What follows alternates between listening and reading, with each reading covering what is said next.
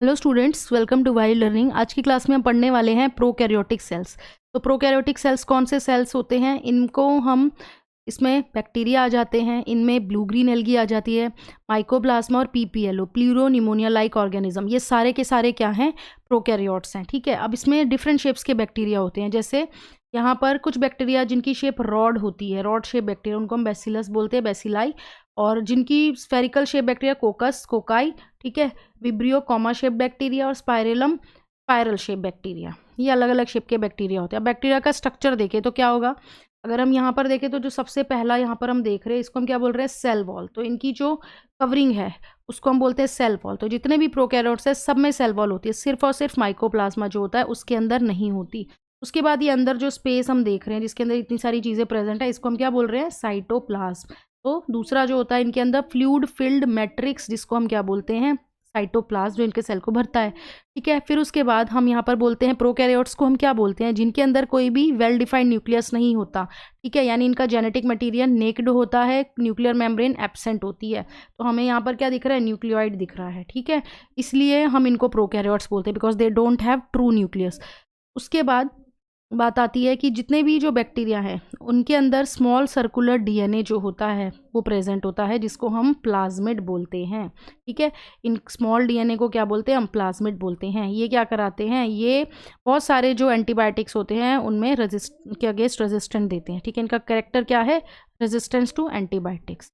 उसके बाद बात आती है कि जो बैक्टीरियल सेल है उसकी अगर हम बात करें प्रोकैरियोटिक सेल की, तो जो सेल मेम्ब्रेन की जो फोल्डिंग्स होती हैं, इन फोल्डिंग्स जो होती है सेल मेम्ब्रेन, जिसको हम क्या बोल रहे हैं? Plasma membrane. यहाँ पर हम ये देख रहे हैं, ये क्या है? ये प्लाज्मा मेम्ब्रेन है। यही प्लाज्मा मेम्ब्रेन जब कुछ इस तरह से फोल्ड होती चली गई तो इसने ये क्या बना दिए? Mesosomes. Infoldings of plasma membrane और cell membrane is called mesosomes. तो ये मीजोजोम्स इनमें प्रेजेंट होते हैं। देखो लास्ट में क्या बताया कि जैसे यूकैरियोटिक सेल है उसमें बहुत सारे ऑर्गेनल्स प्रेजेंट होते हैं, लेकिन जो प्रोकैरियोटिक सेल्स हैं उनके अंदर कोई भी ऑर्गेनल प्रेजेंट नहीं होता, सिर्फ राइबोसोम्स जो होते हैं। तो यहाँ पर हम देख रहे हैं राइबोसोम्स जो होते हैं ये प्रोकैरियोट्स में प्रेजेंट होते हैं, बाकी कुछ भी नहीं होता। ठीक है, बाकी ये पिलाई वगैरह इसके बारे में हम आगे बात करेंगे। अब हम सेल एनवेलप और उसकी मॉडिफिकेशंस जो हैं वो देखते हैं। सेल एनवेलप और इसकी मॉडिफिकेशन की बात करते हैं। तो देखो जो सेल एनवेलप होता है इसमें 3 लेयर्स प्रेजेंट होती हैं। पहली जो लेयर होती है इसको हम बोलते हैं आउटर मोस्ट ग्लाइकोकैलिक्स। दूसरी जो लेयर होती है वो होती है सेल वॉल। फिर तीसरी जो आती है वो आती है प्लाज्मा मेम्ब्रेन और सेल मेम्ब्रेन। अब ग्लाइकोकैलिक्स क्या है? देखो इसमें बैक्टीरिया के अकॉर्डिंग कंपोजिशन और थिकनेस इसकी वेरी करती है।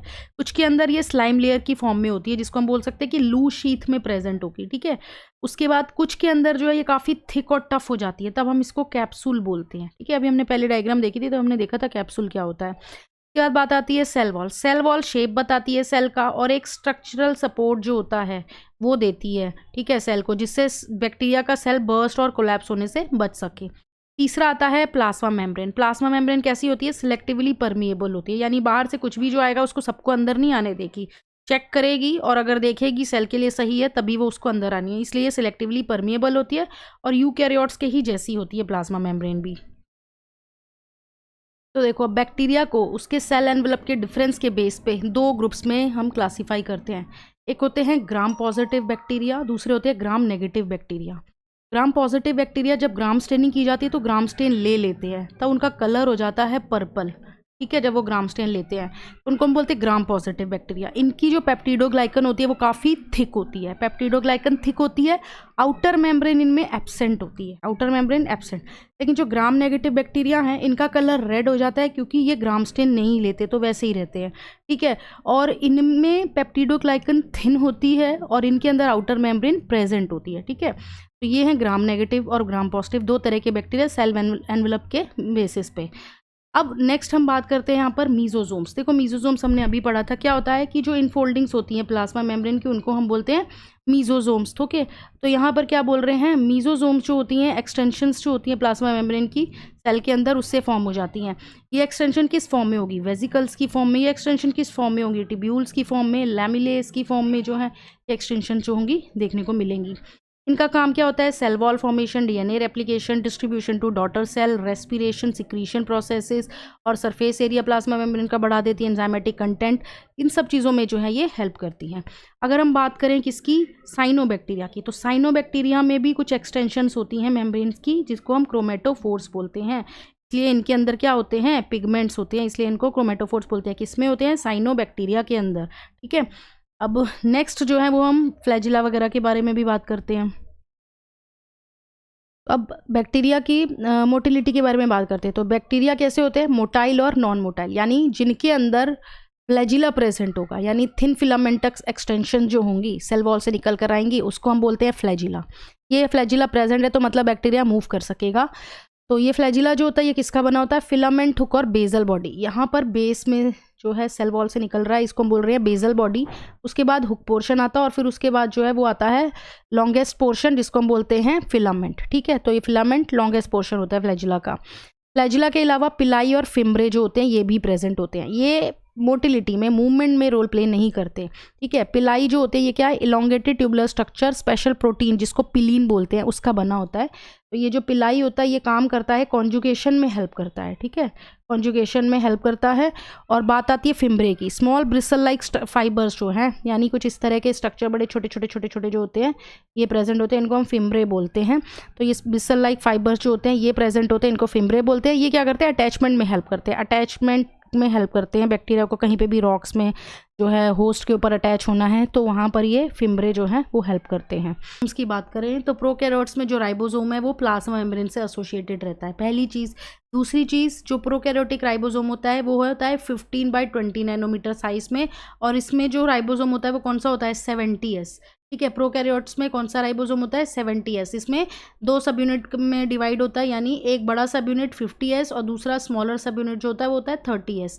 एस का मतलब हो गया सेडवर्ग यूनिट, यानी जो डेंसिटी को मेजर करने में हेल्प करता है। ठीक है, उसके बाद राइबोसोम जो होते हैं इनका क्या काम है? मेन प्रोटीन सिंथेसिस की ये साइट है, यानी प्रोटीन सिंथेसिस करवाएंगे।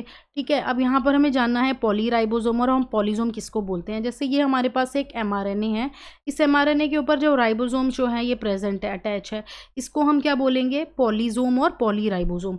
अब देखो हम क्या बोल रहे हैं कि राइबोसोम प्रोटीन सिंथेसिस करवाते हैं। ठीक है, अब ये राइबोसोम आ गया, ओके, ये राइबोसोम आ गया, और ये हमारे पास mRNA आ गया।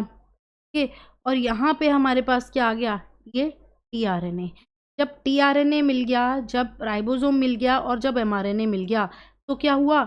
mRNA से, यानी ट्रांसक्रिप्शन से उसके बाद यहाँ पर क्या बनेगा? ट्रांसलेशन होगी और क्या बन जाएगा? प्रोटीन बन जाएगा। यानी ट्रांसलेशन, mRNA से हम क्या बना रहे हैं? प्रोटीन बना रहे हैं। लेकिन इसमें कौन इन्वॉल्व है? इसमें राइबोसोम इन्वॉल्व है। ओके, इसीलिए यहाँ हम बोलते हैं कि ribosomes of A polysome translate the mRNA into proteins. अब लास्ट में हम बात करेंगे इसमें इंक्लूजन बॉडीज़ क्या होती हैं। देखो, जो प्रोकैरियोटिक सेल्स होते हैं इनके अंदर रिजर्व फूड मटेरियल इनके साइटोप्लाज्म में जो प्रेजेंट होता है उसको हम बोलते हैं इंक्लूजन बॉडीज़। ओके, अब ये जो होती हैं ये नॉन मेम्ब्रेन बाउंड होती हैं, यानी साइटोप्लाज्म में फ्रीली पड़ी हुई होती हैं। एग्जाम्पल जैसे phosphate granules, cyanophycin granules, glycogen granules. Gas vacuole जो होते हैं वो ब्लू, ग्रीन एल्गी, पर्पल और ग्रीन फोटोसिंथेटिक बैक्टीरिया में प्रेजेंट होते हैं। तो ये हमने आज देखा प्रोकैरियोटिक सेल के बारे में। नेक्स्ट क्लास में हम पढ़ेंगे यूकैरियोटिक सेल।